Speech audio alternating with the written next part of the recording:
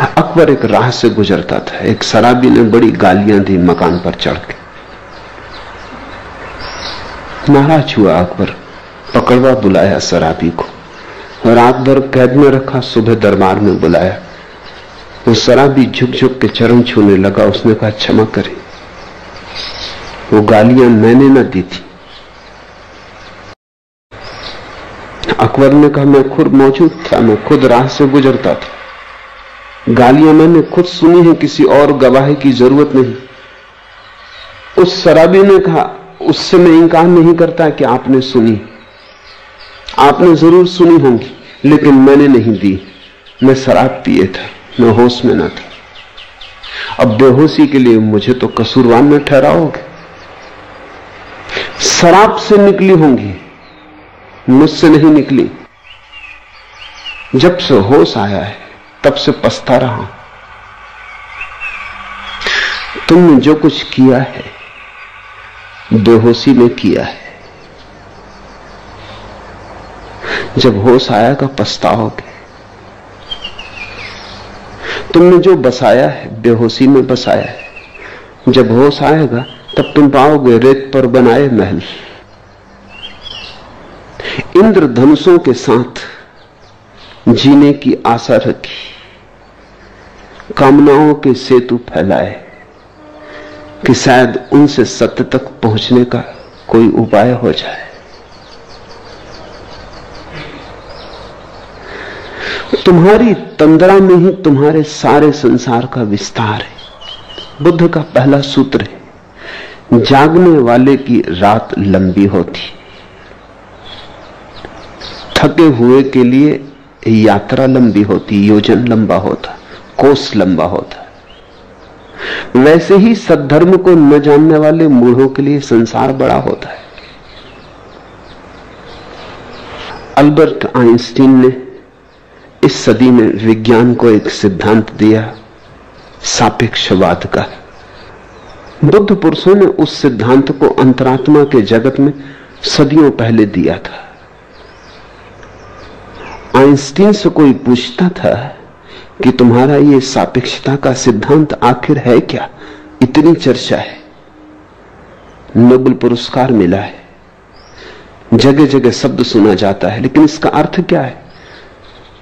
तो आइंस्टीन कहता था, मुश्किल है तुम्हें समझाना। कहते हैं कि मुश्किल से 12 लोग थे जमीन पर जो उस सिद्धांत को ठीक से समझते थे। सिद्धांत थोड़ा जटिल है, और जटिल ये होता तो भी इतनी कठिनाई न थी। थोड़ा तर्कातीत है, थोड़ी बुद्धि की सीमाओं के उस पार चला जाता है, जहां पकड़ नहीं बैठती, जहां मुट्ठी नहीं बनती, जहां धागे हाथ से छूट जाते, जहां विचार छोटा पड़ जाता है।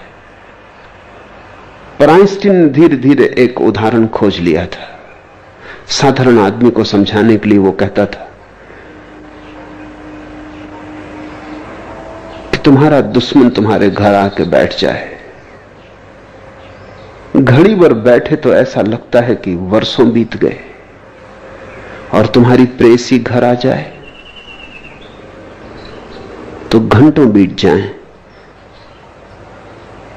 तो ऐसा लगता है पल भर भी नहीं बीता।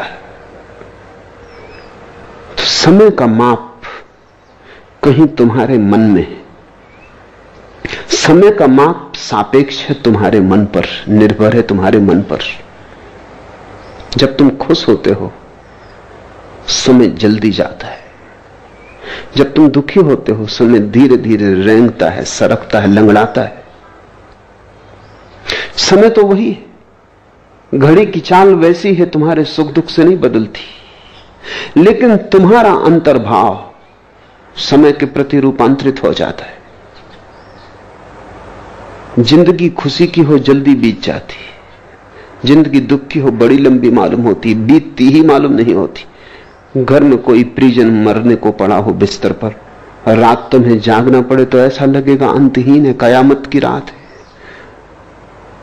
समाप्ति नहीं होती मालूम होती। सुबह होगी या ना होगी संदेह हो जाता है कि कहीं ऐसा तो ना हो कि अब सूरज उगे ही ना।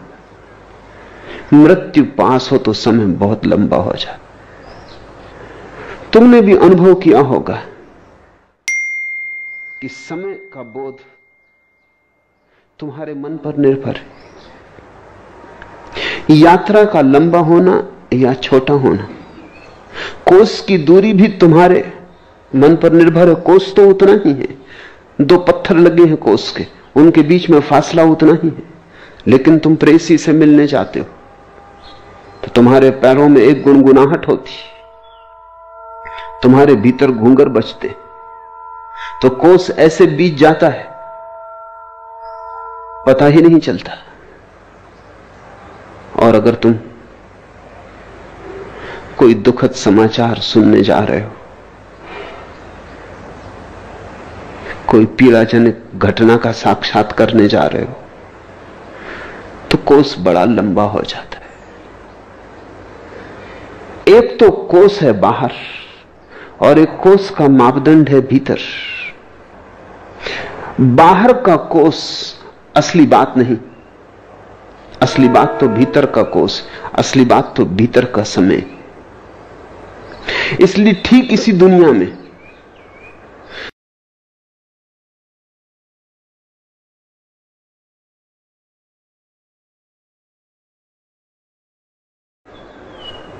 उनकी जिंदगी की यात्रा और ही होती है, और जिन्होंने दुख से जीने की आदत बना ली, उनकी जीवन यात्रा स्याह रात हो जाती, अंधेरी रात हो जाती। तुम पर निर्भर है। तुम अपने चारों तरफ जो अनुभव कर रहे हो वो तुम पर निर्भर है। वस्तुतः तुम ही उसके सृष्टा हो। तुमने जो जिंदगी पाई है वैसी जिंदगी पाने का तुमने उपाय किया है, जानकर या अनजान में। तुमने जो मांगा था वही मिला है, तुमने जो चाहा था वही हुआ है। अगर अंधेरी रात में तुम्हें घेरा है तो तुम्हारे जीने का ढंग ऐसा है जिसमें अंधेरा बड़ा हो जाता है। अगर तुम्हें प्रकाश ने, रोशनी ने घेरा है, अगर तुम्हारी जिंदगी में नृत्य है और गीत है, तो तुम्हारे जीने के ढंग पर निर्भर है। इसी जमीन पर बुद्ध पुरुष चलते, कोस मिट जाते, समय शून्य हो जाता है। इसी जमीन पर बुद्ध पुरुष चलते हैं, संसार कहीं राह में आता ही नहीं। इसी जमीन पर तुम चलते हो, तुम मंदिर में भी पहुंच जाओ तो दुकान में ही पहुंचते हो। मंदिरों का सवाल नहीं, तुम्हारा सवाल है। अंततः तुम ही निर्णायक हो। तुम्हारी जिंदगी तुमसे निकलती, जैसे वृक्ष से पत्ते निकलते, ऐसी तुम्हारी जिंदगी तुमसे निकलती।